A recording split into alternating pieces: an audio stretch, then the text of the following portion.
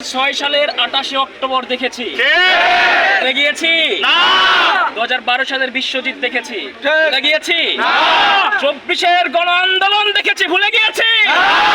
এখান থেকেও যদি কেউ শিক্ষা না নেয় তাহলে আরেকটা জুলাই বিপ্লব সংগঠিত হতে সময় লাগবে। সংগ্রামী সহযোদ্ধা বন্ধুগণ, আমরা ব্যক্তির দায় কোনো দলকে দিতে চাই না, কিন্তু সেই দল যদি নতুন করে ফেসিবাদ কায়েম করার চেষ্টা করে ছাত্র জনতা আর বসে থাকবে না। আমার রাজনৈতিক কোনো পরিচয় নেই, কিন্তু এতটুকু সচেতন শিক্ষার্থী হিসেবে বলে দিতে চাই, এই বাংলার বুকে স্বাধীন বাংলা 2.0-তে যারা এরকম ফেসিবাদী শাসন কায়েম করার চেষ্টা করবে তাদের বিরুদ্ধে যে কোনো মুহূর্তে আমাদের মতো স্বাধীন সংগ্রামী ছাত্র জনতা এগিয়ে আসবে। আমরা বসে থাকতে জানি না, অন্যায়কে মেনে নিতে জানি না।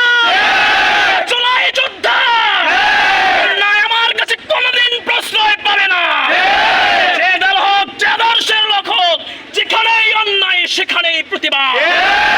সংগ্রামী সহযোদ্ধা বন্ধুগণ, আমি আবার স্পষ্ট করে বলে দিতে চাই, এখন পর্যন্ত নির্বাচন হয়নি।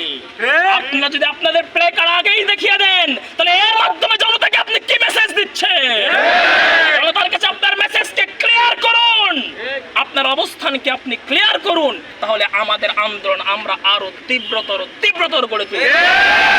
সংগ্রামী সহযোদ্ধা বন্ধুগণ, নাম কাওয়াস্ত গ্রেপ্তার করে একটা শাস্তির নাম বিচার নয়। মানেন প্রকাশ্য শাস্তি চাই, আমরা কোন শাস্তি চাই?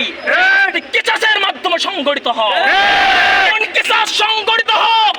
দ্বিতীয়বার এমন হত্যাযজ্ঞ চালার পূর্বে শুধু হত্যাযজ্ঞ চালানো নয়, এই কথাটা মুখে আনতেও যেন তাদের অন্তরাত্মা কেঁপে ওঠে। হত্যাযজ্ঞ চালানো তো দূরের কথা, হত্যার পরিকল্পনা পর্যন্ত তারা যেন করতে না পারে। স্বাধীন বাংলার একজন নাগরিককে চাঁদা দেয় নাই সেই অজুহাতে পাথর নিক্ষেপ করে হত্যা করেছে। কে করেছে, কারা করেছে, জাতির সামনে সেটা স্পষ্ট হয়েছে। তারা মানুষকে হত্যাই করে নাই, লাশের উপর দাঁড়িয়ে তারা নৃত্য করেছে। আমরা হুঁশিয়ারি করে বলে দিতে চাই, যারা এই 24 স্বাধীন বাংলাদেশে চাঁদাবাজ টেম্পু স্ট্যান্ড কায়েম করতে চাইবে তাদেরকে জাতি কখনো মেনে নেবে না। যারা একের পর এক দর্শন থেকে শুরু করে চাঁদাবাদী রেকর্ড করে যাচ্ছে, আমরা হুঁশিয়ার করে বলতে চাই, আমরা এই বাংলাদেশ দেখার জন্য জুলাই আন্দোলন করি নাই। আবু সাইদ মুক্ত ওয়াসিমরা এই বাংলাদেশ গড়ার জন্য রক্ত দেয় নাই। সুতরাং আমরা দেখেছি যে দলের কর্মী সেটা হচ্ছে যুব দলের কর্মী। আমরা কোন ব্যক্তিত্ব সংগঠনকে দিতে চাই না। আবেদন রাখবো, ইন্টারিম গভর্নমেন্ট আপনারা আপনাদের মেরুদণ্ড সোজা করুন।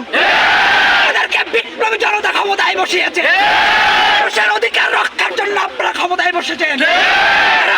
মানুষ মারা যাবে, অন্যায়ের শিকার হবে, আপনারা সেটার কোন মেরুদণ্ড শক্ত করে বিচার করতে পারবেন না, তাহলে জনগণ আপনাদেরকে ক্ষমতা থেকে নামিয়ে দিবে। সুতরাং অপরাধী যাই হোক, যে দলের হোক, সে জামাত হোক, বিএনপি হোক, এনসিপি হোক, তার সর্বোচ্চ বিচার নিশ্চিত করতে হবে।